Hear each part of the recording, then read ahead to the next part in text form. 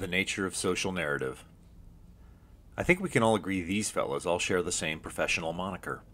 No, not middle-aged white guy. These are all storytellers. And the media through which they choose to express themselves were originally designed to accommodate storytelling and only storytelling.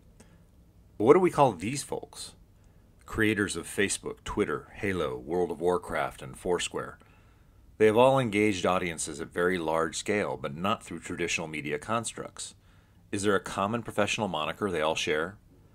They are clearly not storytellers, so what are they? Do Facebook and World of Warcraft share any narrative DNA? Do Halo and Foursquare have anything in common? What about Twitter and Grand Theft Auto? In terms of story, how do we categorize, say, the game of chess? Or Facebook, or Halo, or any game or social utility? Story certainly emerges from engaging with any of them, but is it storytelling? Games are part of the answer. Games have been around at least as long as written history. They are archetypal human behavior. There is evidence that the game of Senet was played in Egypt as far back as 3000 BC, before the invention of modern reading and writing. There are even claims that the Chinese invented the game of football long before it appeared in Europe. Gaming is archetypal human behavior that has been with us for all of human history. But in terms of story and narrative, games alone do not provide the guiding principles for the creative process and commercial exploitation of social constructs, not like we find so readily in the realm of storytelling. The answer lies in the differentiation of and relationship between the concepts of narrative, story, and programming. It's intuitively true that there is some form of narrative present within a game, a social networking site, or even a live sport, but it is not, strictly speaking, a storytelling narrative. Narrative is simply a framework and an agreement between a creator and audience. It is the relationship between that creator of experience and recipient, audience, or user of that created experience. So narrative is not story. Narrative is the context through which story emerges. So what of this notion of programming? Programming can take the form of communication, entertainment, or other forms of engagement. It is that stuff with which audiences engage. The terms program and programming are exactly the right terms to use, and we've seen the word used in many contexts. But programming is more than simply content. The full definition of programming indeed includes content, but it also includes context, community, commerce, and what we'll call code. In designing any experience, creators and business people should be apprised of the full definition of programming. As the inimitable Ernest Hemingway once said, "You can leave anything out as long as you know what it is." Context is the narrative structure, the understandings and agreements between creator and audience or user. It includes the rules, social mores, theme, and expectations to be set for the audience. Content is very simply that stuff consumed by the senses. That's it. Community is anything that connects us to audience, audience to us, or audience to audience. Commerce is any exchange of value. Dollars, pounds, euros, or mangoes, value exchange can be metered in many ways. Code is a little trickier. It boils down to the instructions needed by a group of people or a device to render and manage the experience for the audience, and then respond to the reactions from their experience. This is the full definition of programming. The reason we tend to use the word content interchangeably with programming is that in traditional media, the intrinsic commerce and community dynamics were limited or non-existent, and in most mature media, the code, that is, the underlying technologies, has become all but invisible to both producer and audience, or until recently was technically unachievable. All this builds to what we call the primary colors of narrative: storytelling, story forming, and story dwelling. The exact same palette of programming can be drawn from in each, but the role that the programmer, or creator, and the audience play in each are markedly different. In storytelling, the role of programmer is that of auteur or presenter. The audience's role is one of observer.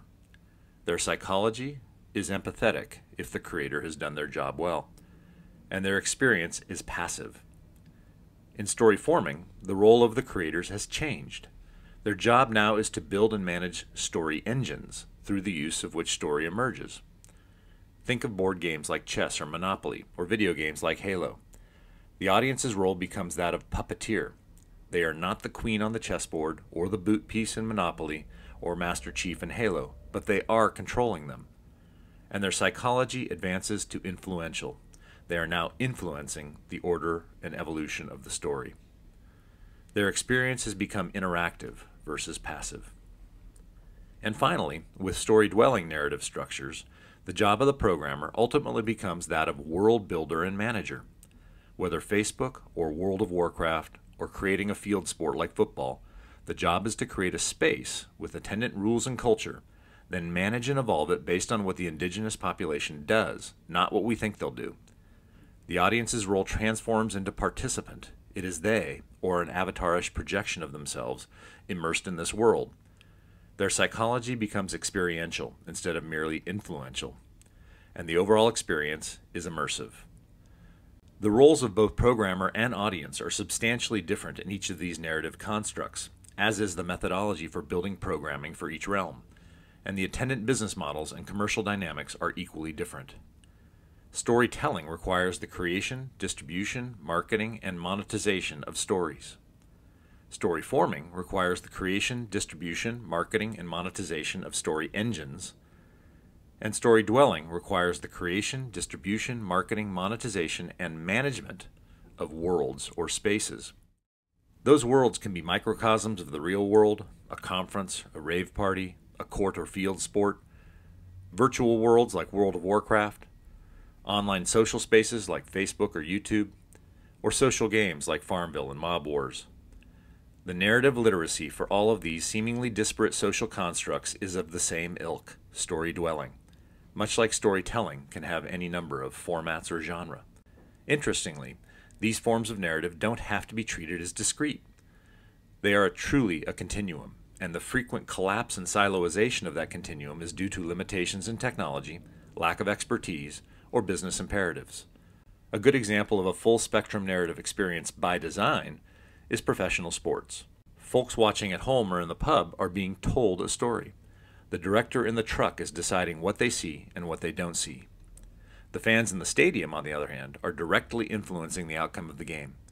Any player will tell you the fans are the 12th man on the field, while the players actually on the field are fully immersed. And this example doesn't include the opportunities to engage audiences as participants via fantasy leagues, geosocial activities, and myriad other audience engagement opportunities now at our fingertips. Story dwelling is the nature of social narrative, constructs of engagement that have the DNA to become self-perpetuating.